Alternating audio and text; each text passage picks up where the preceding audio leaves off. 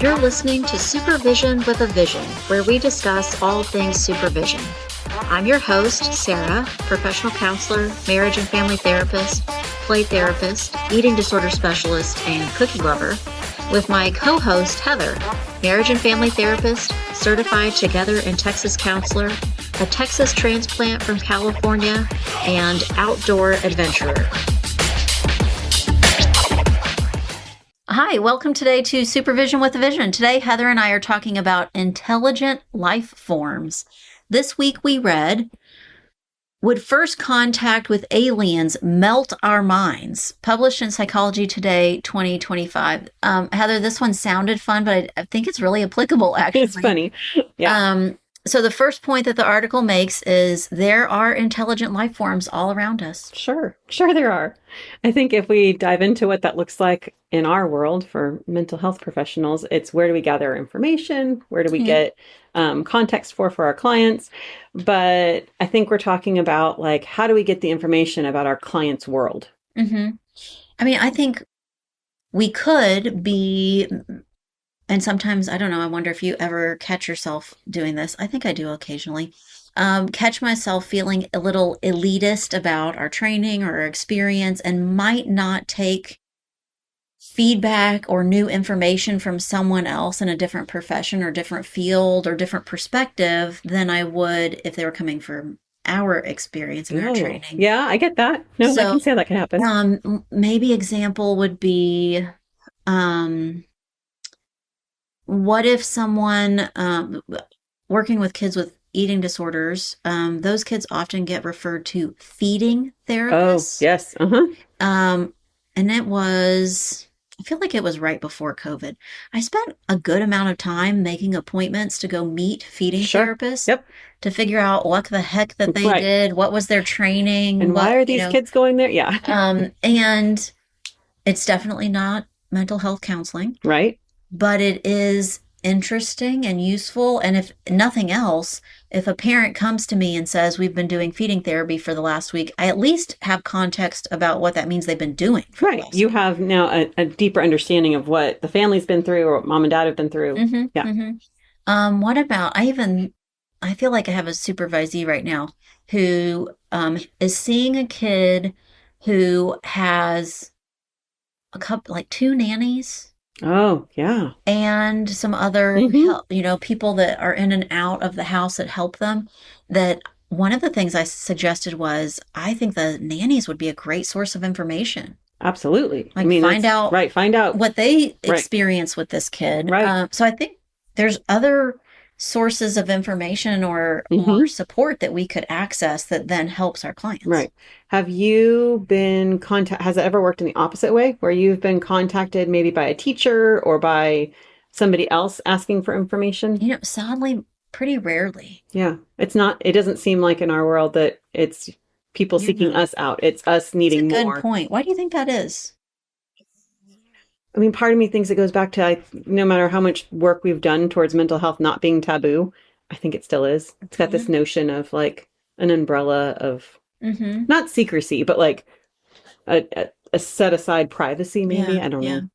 I think I don't get that very often from teachers or from schools because they're busy. Yes. Yeah, I agree. I have the times where someone has reached out from a school. Right. I think they're appreciative, but they're just kind of swamped. Right. With the things it's just that they're one doing. more thing that they have to do. Yeah. I think doctors don't often reach out. I think they refer a lot. Oh, sure. Primary doctors, family doctors, psychiatrists. I definitely get referrals from them. So I think that they value or appreciate what I would contribute. Sure. But they're not asking me for additional information very often. Right. They're usually doing like the follow-up of like, I hope this client is doing this or, I have on occasion talked to psychiatrists that want to make sure that their client, our shared client, is doing the work and talk therapy. I don't know how I viewed that. Sometimes I viewed almost as still doing the work. I referred to you, silly, remember? Like that kind of like disconnect of. Yeah. What about even, let's say we're talking about other professions or people in other roles. How often do you do that with another counselor? A lot, probably Mm-hmm. more than any. Probably Mm-hmm. that's when we see it the most. Mm-hmm. Checking in, either talking to just a colleague about like, hey, I have this. What do you think about this? Or often I'm like, I have to do this, right? Whether it's make a abuse Mm-hmm. report or do Mm-hmm. something.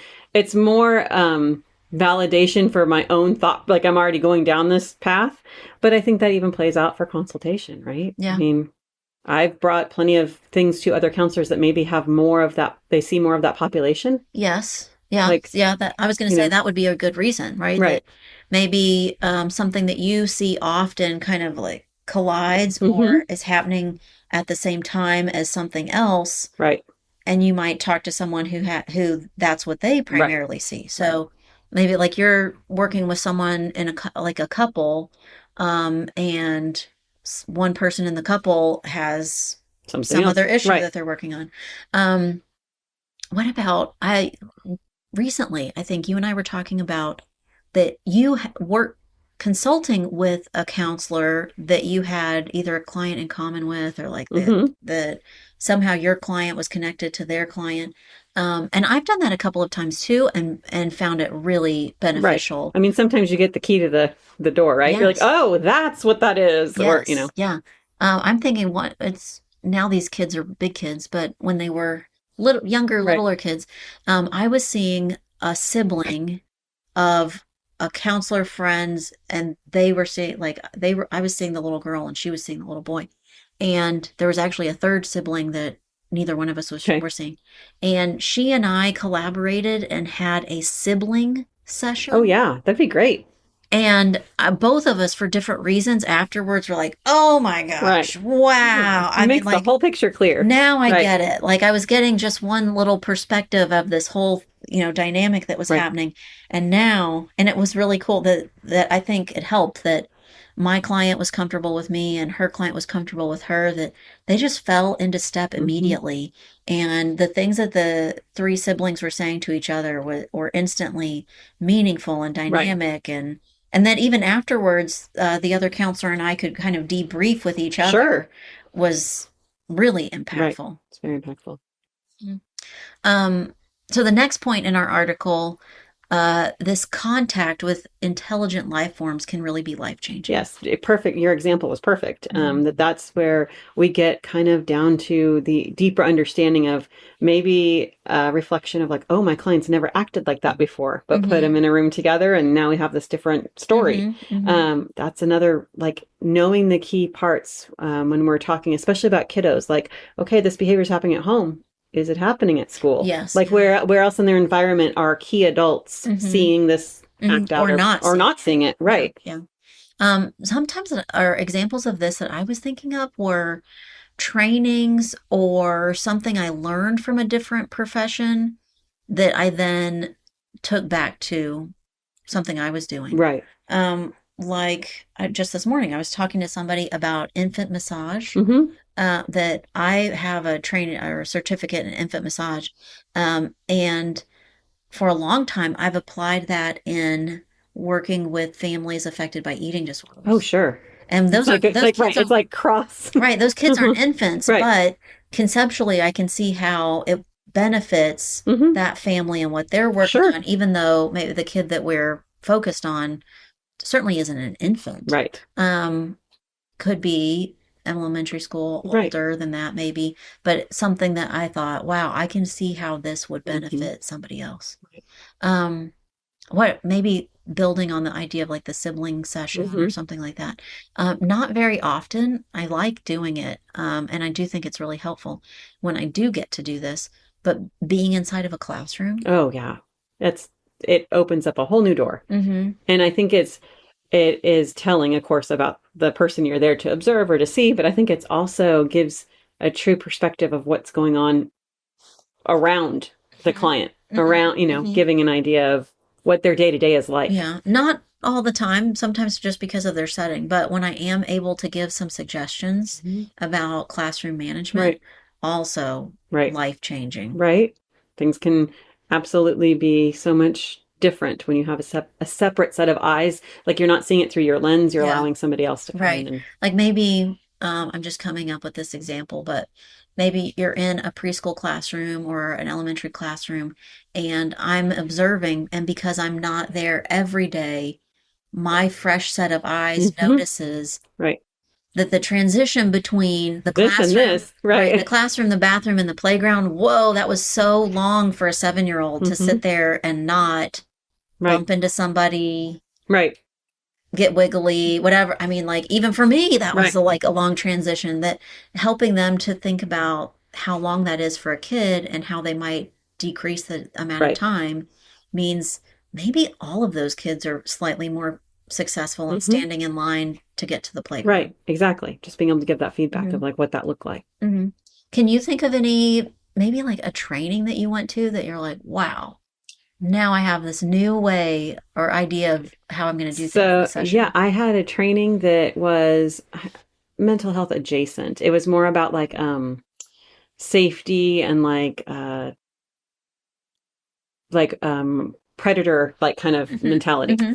And yeah, obviously there's components of mental health there, but the closing part of the day was a guy that got up and talked, and he said, here's the thing that will save you every time is your own instincts and your own Hmm. whatever. And he talked so in depth about like being aware of your surroundings, but then also like when something doesn't feel right, it's because it's not right. And whether that Hmm. means the situation isn't right or internally for you, because if Hmm. something going on Hmm. with you isn't right.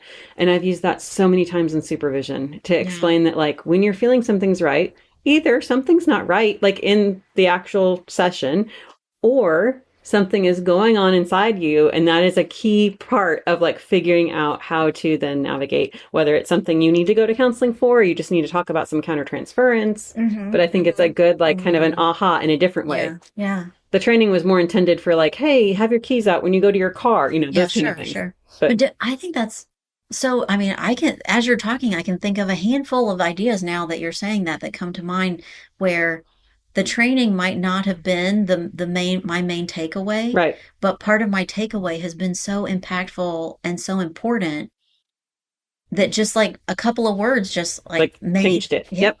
Mm-hmm. Um, I mean, I'm sure that you did at some point in all of your work experience have the physical altercation, like the training on Oh, how for to, holding it. Yeah. right. So Mm-hmm. a training on how to diffuse a situation if it becomes Right. physical.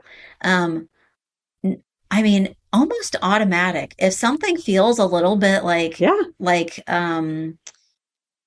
I don't know, like not like aggressive, but like confrontational, Yes. I almost instantly go into that Me too. ready Like, stand, like the, hands open. Like, yeah.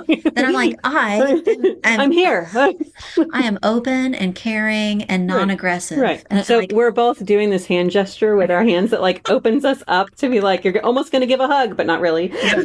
And I'm not aggressive. I'm Right. not going to hurt you. Uh, so that one, Yes, right? That it's it's just so perfect. Right. automatic. But I think back to, I don't know, just different sometimes teachers or educators, things that Mm-hmm. have been said that have really stuck with me. Maybe an example would be one of the first or second or third site that I was at Mm-hmm. when I was still in school. Mr. Carl Okay. was not a licensed professional, Oh, but he was the director of this outreach program that, and I was like the mental health side of sure.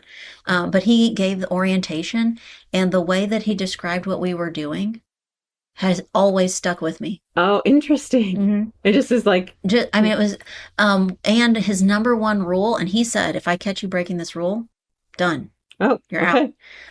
And so like, whoa, Oh, okay. gets my Important. attention right Right. away. I was working at a homeless shelter.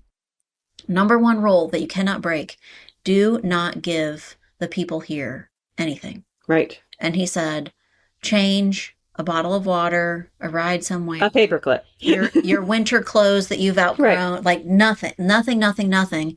And part of you, I think, I mean, a lot of people, not just, Right. would think like, why not? Right. Why can't And I? I have it and I Right. should give it and I Mm-hmm. can. And so, and they need it. And his reasoning was that it creates a situation where they are relying on you Right. and not the systems in place that are there to help Mm-hmm. them. And or if they're relying on you, then they're not going to do the things they need to do Correct. in order to take care of themselves. And certain, like I said, he wasn't a licensed professional, but doesn't that speak to counseling? Oh, absolutely. Right. That We're not going to give our clients a ride home. well, but also if I just give my clients the answer every time. Right. Like, and you're never going to, yep. You're angry at your mom. You Right. know, if every time I just tell the answer, they never get there themselves. Right. So they didn't get the benefit of figuring it out. Correct. Or coming to the conclusion on their own. And because we skipped that, then it means less. Right. It doesn't have, if you're not doing it for yourself in that situation, then you're not actually making headway. It doesn't have the lasting impact. Right. Right. That if I just every time like, hey, you're waiting for your ride and yes, you could stand here and wait for the bus to come, but why don't you just get my car and I'll drive you 2 blocks over? Then they haven't, then they maybe don't figure out how to navigate the bus system. Right. Which is ultimately something they'll need to do because I'm not going to be around to give them a ride all the time. But things like that made like a lasting impact. Lasting impact, yeah. Okay, the last point is how do we fit new experiences into our practice? I think a lot of this one is about like mindset and kind of checking ourselves that like we get either our supervisee or our client in the room for 1 hour every week. I don't know how many, I really wish I knew how many hours are in a week, but I don't. We're getting a teeny tiny sliver of their reality and we're only getting what they're telling us. So they may not tell you how horrible that their 8th grade math teacher is, but you're talking to them about all their anxiety they have and they never talk about math. And so being open and being, having an eye that will search for what else is going on, being aware that since we have such a tiny piece of their life that like, there's more than likely, we're not going to go observe an 8th grader in school, but we can get an 8th grader to talk about, well, what do you do during the day? Like, what's your school life like? What's, when else do you feel anxious? So do you think that means like a big generalization would be to work to do our best to be open and to listen. And sometimes we're not listening to words. Sometimes we're listening to more than words. Right. That's the piece, I think, is listening for more than words. Listening for the other piece of the story of how they ended up with us, right? How they... Yeah. I think the being open part, like, to me means if I've already kind of drawn a conclusion, then I'm not listening as well. Right. If you've already made the conclusion, then you're not looking for any more answers, so you're not going to get any further. Right. So, I teasing a second ago, I said, it's your mom, you're mad at your mom. But if already you've decided that that's what it is, then are you really hearing or open to listening to, maybe it's not. Right. Maybe it's not that you're mad at your mom. Maybe there's some other thing happening. Well, and there's so many times in our profession that it is about asking the right question. And we know all the tricks that we kind of try and go in our own brain to get someone there. But like, I think if you don't ask, you won't know. So I guess maybe it's a mindset of being willing to ask. When I think of open, I'm also thinking like my experience with the feeding therapist. Not only do I now know what a feeding therapist does, but also I might be more ready to incorporate what I've learned about that in a session. Right. That then I'm better because I have that experience or I know what that means. Well, and then you also know to question it, right? If your client's reporting something different that you didn't know happened in feeding therapy, you're more likely to be able to call somebody and be like, hey, I want to check this out. Is this a feeding therapy thing or is this just like something that happened to happen in one session? Like, you get more context for like, is this the normal, the narrative that we always follow, or is this something off the path? Yeah. So as we're coming in contact with our intelligent life forms all around us, that as we're listening, we're learning, and in doing that, we can incorporate that into what we're doing, but our understanding as well, our understanding of the situation or the person or all that. Yeah. Well, this sounded funny, but it really was applicable to it really is counseling and supervision. Right. Heather and I would love to hear about some of the intelligent life forms that you've come across and the ways that they have changed you and your practice. We would also love to hear any suggestions you might have for future episodes. Thanks today for listening to Supervision with a Vision. You've been listening to Supervision with a Vision. Head on over to iTunes to subscribe, rate, and leave a review. Be sure to check us out on Facebook and Instagram at Therapy Academy to join the conversation and get show notes. We'll be back next week with more supervision with a vision.